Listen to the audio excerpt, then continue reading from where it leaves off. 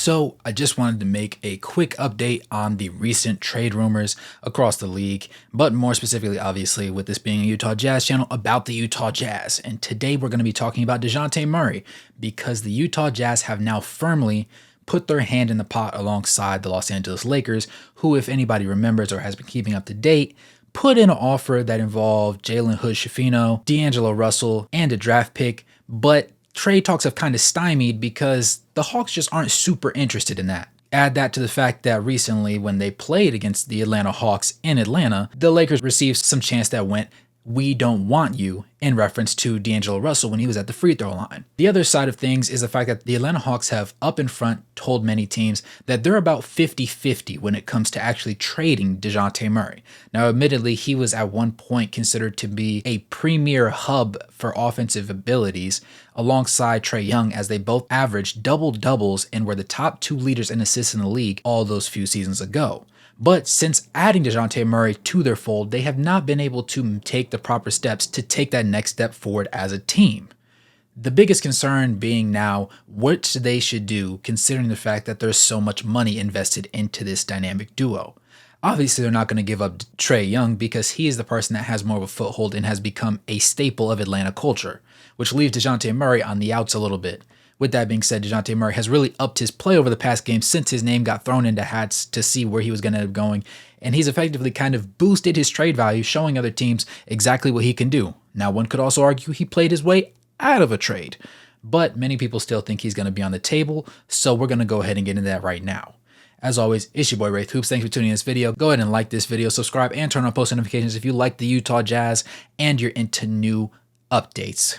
With that being said, let's go ahead and get into this one. On Mark Stein's Saturday Sports World podcast, he was discussing what things were really looking like for that particular situation. Now, Dejounte Murray, as previously stated, is in a 50-50 ballpark where if their demands are met, the Atlanta Hawks are willing to trade him. But they're also not extremely pressed to trade the man, which understandably so. He has really stepped up his play recently, and overall, he hasn't been the most abysmal player on their roster. This season so far, Dejounte Murray is averaging 21.5 points, 5.1 rebounds, and 5.2 assists to go along with shooting splits of 46.8% from the field and 36.8% from three-point range. Now, those are respectable numbers, and obviously the percentages could be a little bit better, but all things considered, he's been doing a pretty bang-up job. More recently, he's been really showing out, and that has been the thing that really pushed his trade value forward. Now, the Atlanta Hawks set his value at a starting caliber piece alongside 2 first-round picks. Now, there's a lot of teams that might benefit from having Dejounte Murray on their roster, but a lot of them aren't willing to go ahead and make that move just yet.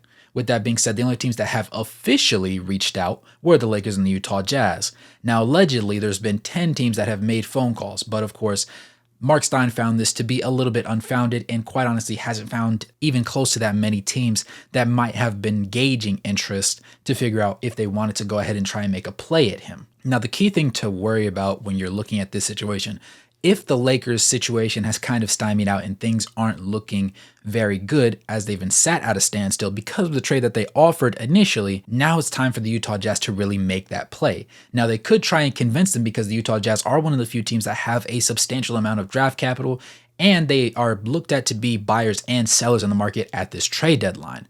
With that being said, there's also a myriad of other teams that also have a little bit to say here and there, but the Utah Jazz seem to be the team that really has the need for Dejounte Murray on the roster. If you're a fan of the channel or you've been paying attention to Utah Jazz basketball, you'll understand that Colin Sexton finally got a start, and alongside Chris Dunn, he's really flourished. Obviously, Lauri Markkanen has been the hub of the offense for the most part, but he's more of an individual shot selector, and he needs the table set for him.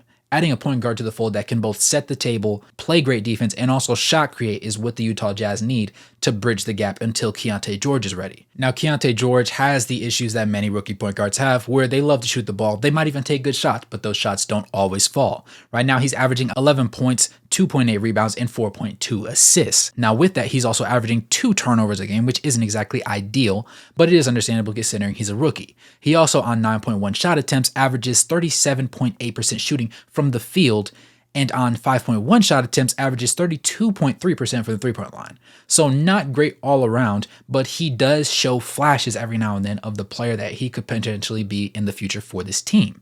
With that being said, you need a point guard right now that can allow them to convey the proper draft picks to the proper teams over these next couple seasons and also continue to build them as they've come out and been a more competitive team than most analysts believe them to have been capable of doing. With that being said, their starting guard duo is Chris Dunn and Collin Sexton. Collin Sexton being a phenomenal scorer who has been very consistent in all of his starts, with the exception of one recent one where he shot 1 of 10, which was quite the anomaly for him.